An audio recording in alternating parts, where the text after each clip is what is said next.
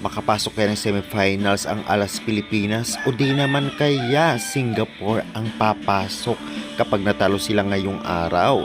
Pag-uusapan natin at bigyan ng preview analysis ang magiging laban nila. Anong oras ang game?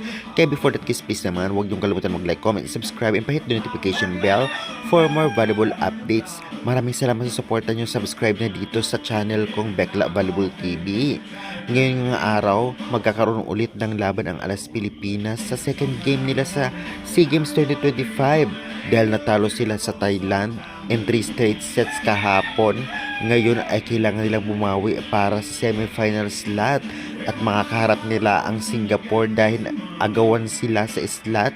Ngayon niya magaganap December 12, 2025, 6:30 PM Philippine Time mamaya po. Kaya naman syempre susuportahan natin itong Alas Pilipinas para mas inaasam-asam na semi-spot.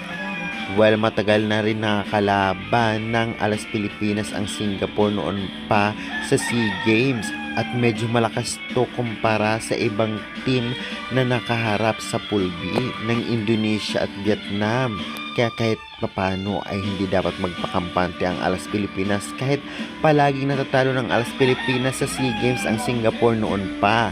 Dahil iba na ngayon, malay natin nag-improve na sila dahil kung pagbabasehan natin ang performance ng Singapore kontra nga sa Thailand na defending champion ay talaga namang malakas kahit papano ang Singapore nakakasabay kahit 3 straight sets naman sila. Halos pareho ang performance ng Alas at Singapore laban nga sa defending champion at powerhouse na Thailand. Kaya syempre dapat huwag magpakampante at laban kung laban. Kung kailangan tapusin agad, kung hindi naman ay kailangan gawa ng paraan para matalo ang Singapore.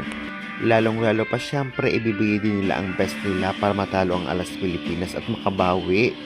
Kaya guys, excited na ba kayo sa tingin ninyo? May mga laro kaya ang player ngayon ng Alas Pilipinas dahil kahapon ang ibang player ay hindi maganda ang laro? Kung ganoon pa man ay pa-comment na lang and pa-subscribe. Maraming salamat sa suporta nyo.